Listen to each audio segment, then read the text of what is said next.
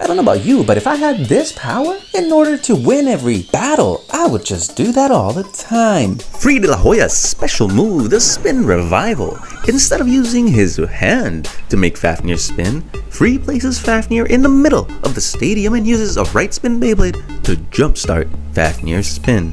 But why isn't Free De La Hoya doing this every single time? Well, I think it's because he can't. Let me explain what I mean. Free De La Hoya, once the #1 blader in the world. You recognize that guy? The world's top blader? Of course I do! A very confident blader that uses his base abilities of spin stealing, in particular having a soft launch, a hand launch, and the epic jumpstart you're seeing on the screen right now. Known for using Fafnir and its many evolutions. Hold on, wait a minute. That's of course without Wizard Fafnir. In Beyblade Burst Dynamite Battle, we see him do an epic jump start with his Beyblade. It's a very simple move where you just leave the Beyblade in the middle of the stadium and wait for your opponent's inertia to steal their spin, ultimately winning the battle. But one thing was very peculiar about Free De La Hoya throughout the whole series, and that's the fact that he's only done this once. I don't know about you, but if I had this power, in order to win every battle, I would just do that all the time. But why isn't Free De La Hoya doing this every single time? Now remember that Fafnir, its special ability relies upon having rubber. And there are 3 types of rubber: natural, synthetic, and vulcanized.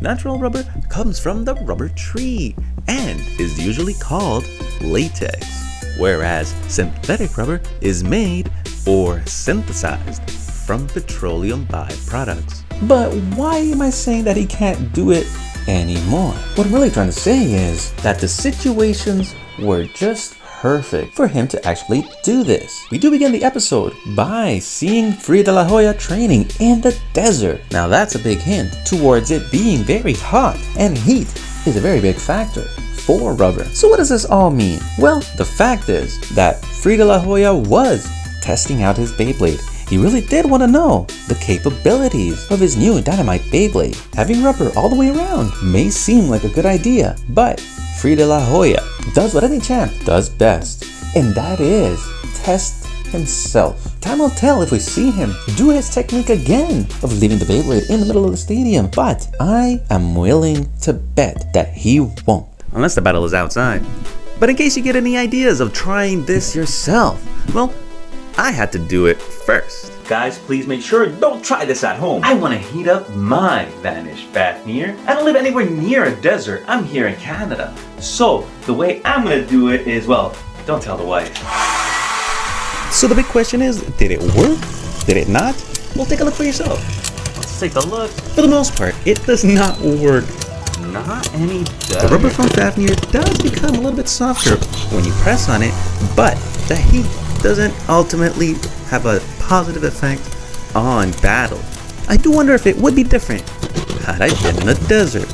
And that's because deserts can reach an average of 38 degrees Celsius, which is a little over 100 degrees Fahrenheit.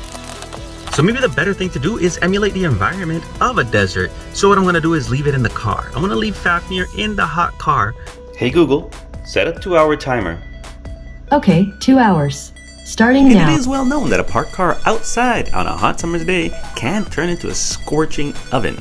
And it can only take about 1 hour for a car to reach 100 degrees Fahrenheit or 38 degrees Celsius. So, was Free De La Hoya cheating by using the heat to his advantage?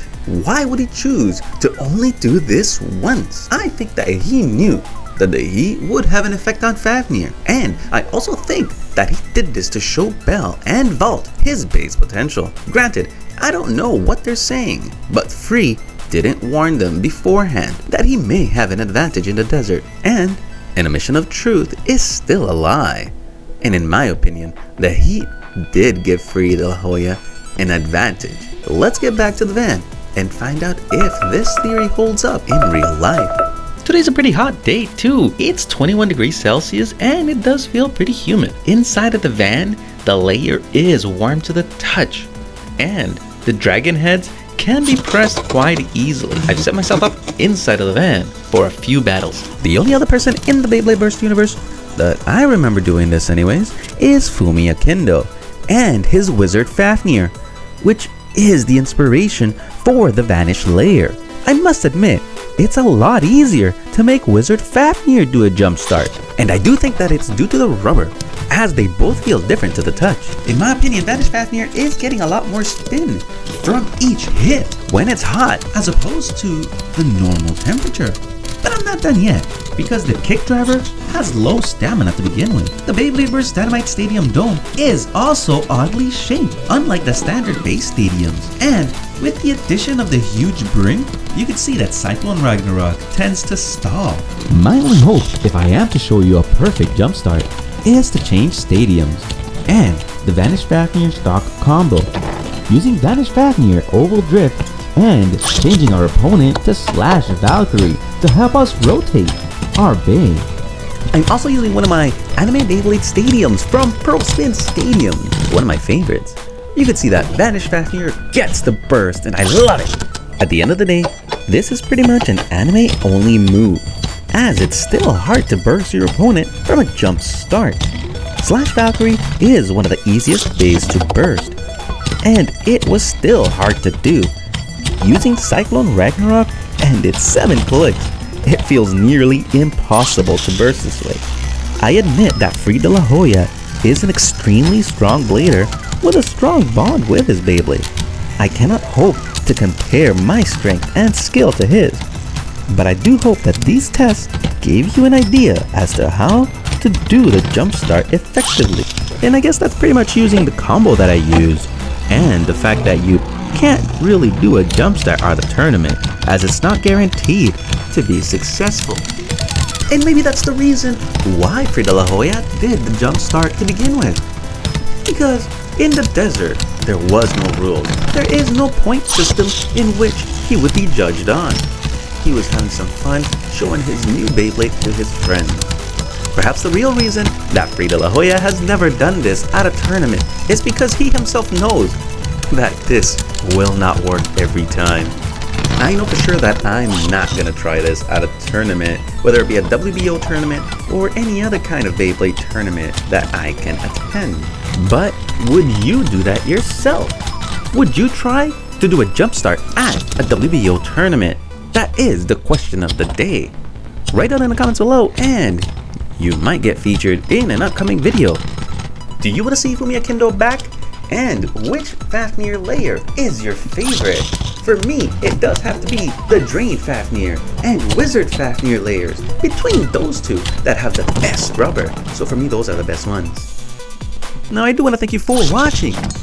I will leave you with the burst of the day at the end of the video.